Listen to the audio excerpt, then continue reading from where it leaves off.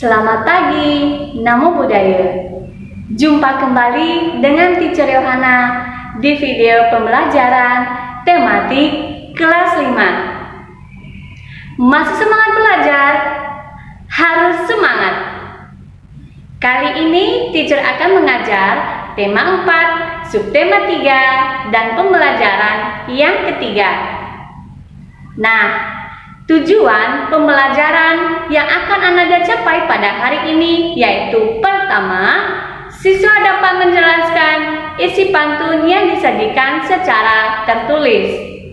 Yang kedua, siswa dapat menjelaskan pengertian gotong royong, unsur-unsur dan manfaat gotong royong yang merupakan salah satu bentuk tanggung jawab masyarakat melalui gambar yang diamati.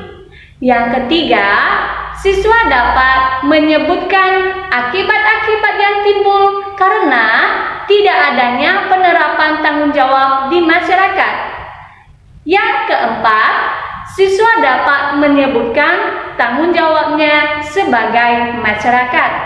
Dan yang kelima, siswa dapat membandingkan pola aktivitas ekonomi, sosial, dan budaya yang dipengaruhi oleh keadaan lingkungan antara masyarakat yang satu dengan yang lainnya.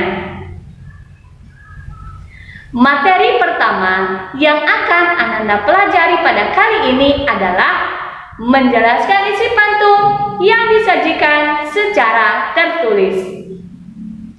Pada pembelajaran sebelumnya, Anda telah mengetahui bahwa pantun terdiri atas dua bagian, yaitu bagian sampiran dan bagian isi. Bagian sampiran terdiri atas baris pertama dan baris kedua pantun, sedangkan bagian isi terdiri atas baris ketiga dan baris keempat pantun. Nah, simaklah pantun berikut ini. Siang-siang makan buah dondong, rasa takut melihat besarnya ular. Mari kita melakukan gotong royong agar pekerjaan cepat kelar. Dari pantun tersebut, yang merupakan bagian sampiran adalah siang-siang makan buah dondong, rasa takut melihat besarnya ular. Sedangkan yang merupakan bagian isinya adalah mari kita melakukan gotong royong agar pekerjaan cepat kelar. Gotong royong merupakan salah satu jenis tanggung jawab masyarakat. Apa sebenarnya gotong royong itu? Mengapa gotong royong menjadi tanggung jawab warga masyarakat? Untuk dapat menjawab pertanyaan tersebut, amatilah gambar berikut ini.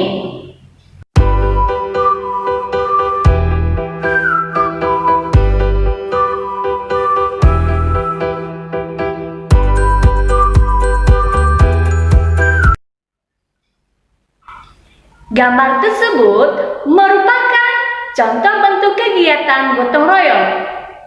Sekarang, Ananda kerjakan latihan pada kegiatan Ayo Menulis yang terdapat pada buku tema 4, halaman 108 dan 109 di lembar double foliomu. Nah, sekarang simaklah bacaan berikut ini.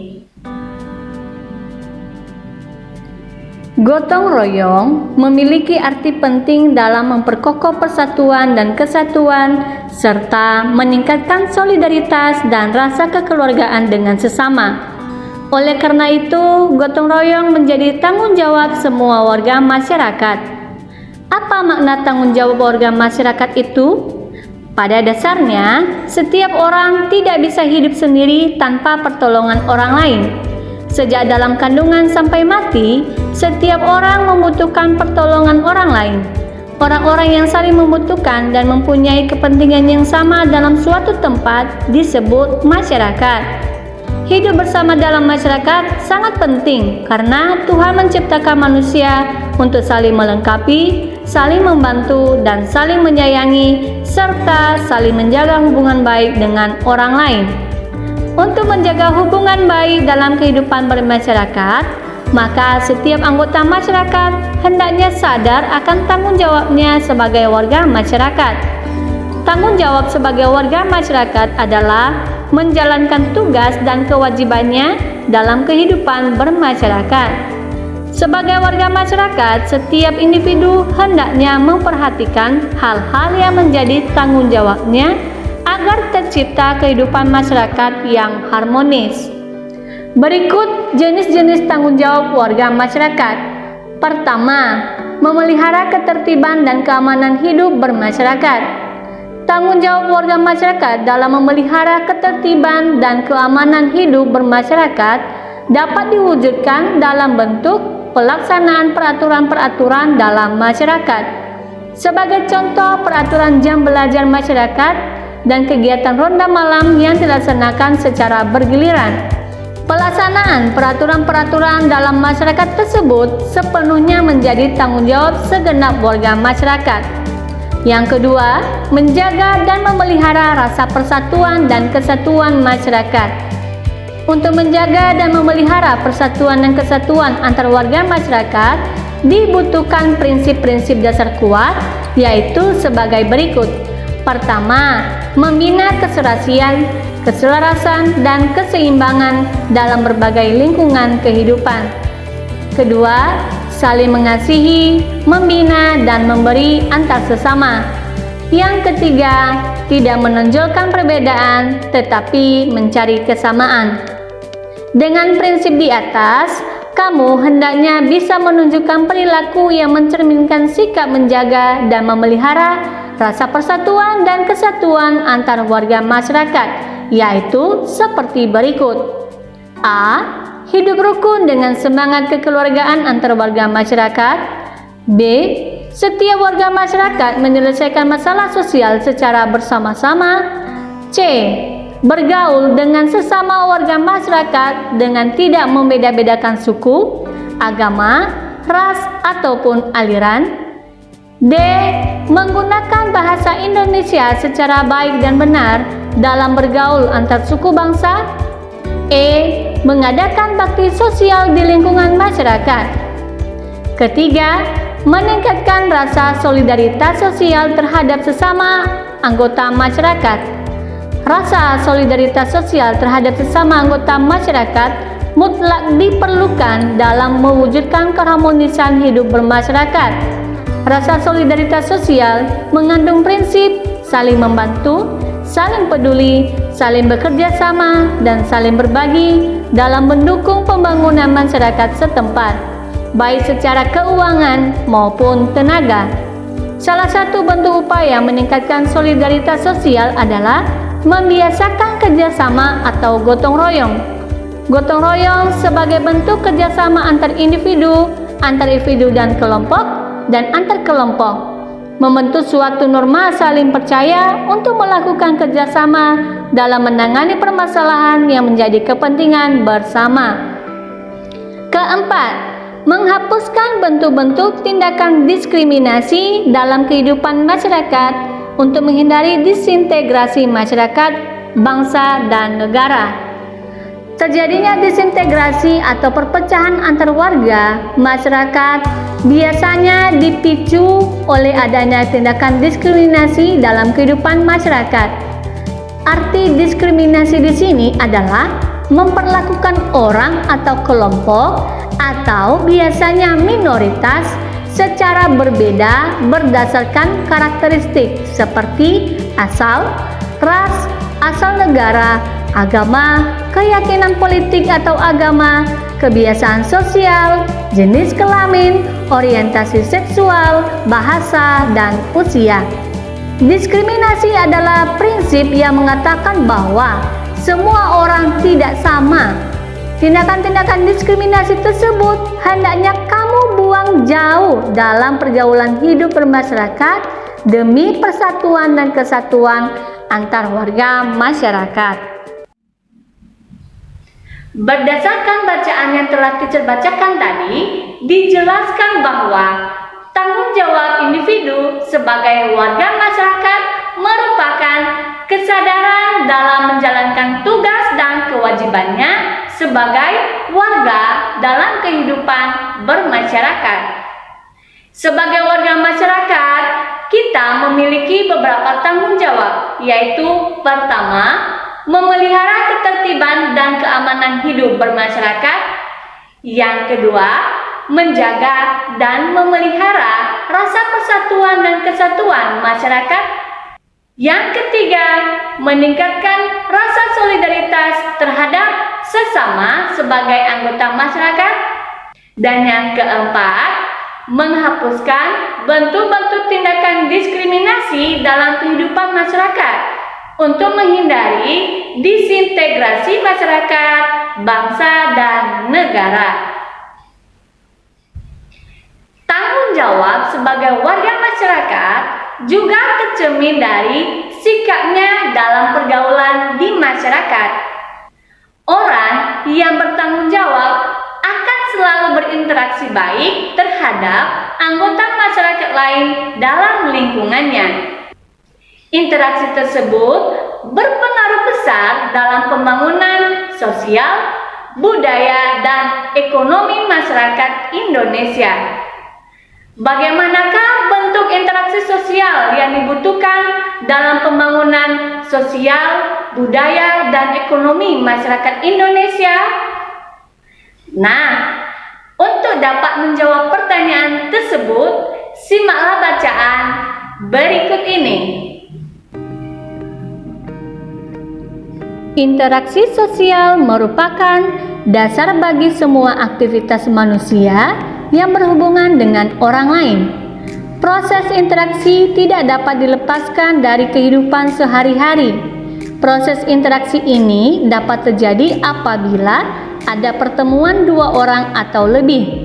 Selain itu, interaksi terjadi karena adanya kepentingan pemenuhan kebutuhan masyarakat di berbagai bidang seperti berikut. Pertama, bidang ekonomi. Kepentingan ekonomi adalah kepentingan seseorang yang saling bergantung satu sama lain. Hubungannya dalam perdagangan dan kebutuhan pemenuhan makan, sandang, dan papan. Interaksi dalam ekonomi dapat kita jumpai di pasar atau tempat perbelanjaan, di tempat-tempat terjadinya proses interaksi ekonomi. Selain kepentingan ekonomi dalam bentuk barang, kepentingan ekonomi yang lain terlihat dalam bentuk jasa. Misalnya, banyaknya organisasi yang menawarkan jasa kepada masyarakat umum seperti lembaga belajar, bank, rumah sakit, event organizer, jasa paket atau kurir, sampai jasa cuci. Semua produk jasa juga termasuk dalam interaksi ekonomi.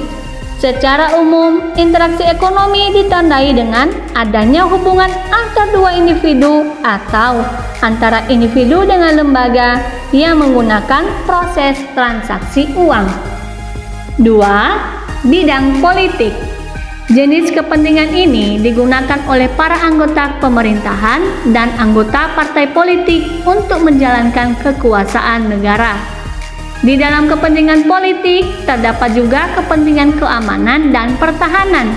Kepentingan ini secara umum ditandai dengan adanya proses transaksi politis dan kesepakatan untuk menjalankan negara. Yang ketiga, bidang sosial dan budaya. Dalam kepentingan sosial, seseorang selalu ingin mendapatkan tempat atau kedudukan dalam masyarakat. Kepentingan ini akan menimbulkan interaksi dalam masyarakat karena kedudukan seseorang ditentukan oleh pengakuan masyarakat sekitarnya. Jadi, mencari kedudukan tanpa pengakuan masyarakat sangat tidak mungkin terjadi. Sementara itu, kepentingan bidang budaya berkaitan dengan pola-pola perilaku, bahasa, organisasi sosial, religi, dan seni yang telah menjadi kebiasaan turun-temurun dari leluhur. Warga masyarakat yang saling berinteraksi tidak menutup kemungkinan akan ikut berinteraksi pula dalam bidang budaya, sehingga terjadi pengaruh budaya yang satu ke budaya yang lain. Yang keempat, bidang moral. Kepentingan moral berarti kepentingan yang berangkat dari keprihatinan akan rendahnya situasi moralitas masyarakat di wilayah tertentu. Situasi yang demikian menggugah para pemerhati sosial untuk menggalang kegiatan moral agar mutu masyarakat meningkat. Contoh kepentingan moral yaitu siar agama, pelatihan keterampilan masyarakat, dan pembinaan masyarakat oleh pemerintah. Tujuannya agar kesadaran masyarakat di wilayah tersebut timbul untuk maju bersama dengan masyarakat di wilayah lain dalam pembangunan bangsa. Gotong royong memiliki arti penting dalam memperkokoh persatuan dan kesatuan serta meningkatkan solidaritas dan rasa kekeluargaan dengan sesama. Oleh karena itu, gotong royong menjadi tanggung jawab setiap warga masyarakat. Interaksi dalam berbagai bidang tersebut secara otomatis akan memengaruhi pembangunan di bidang-bidang yang bersangkutan, baik ekonomi, politik, sosial budaya, maupun moral. Tentu saja, yang diharapkan interaksi tersebut dapat membawa pembangunan yang bersifat kemajuan daripada kemunduran. Berdasarkan bacaan tersebut, interaksi untuk memenuhi bidang apa yang pernah Ananda lakukan?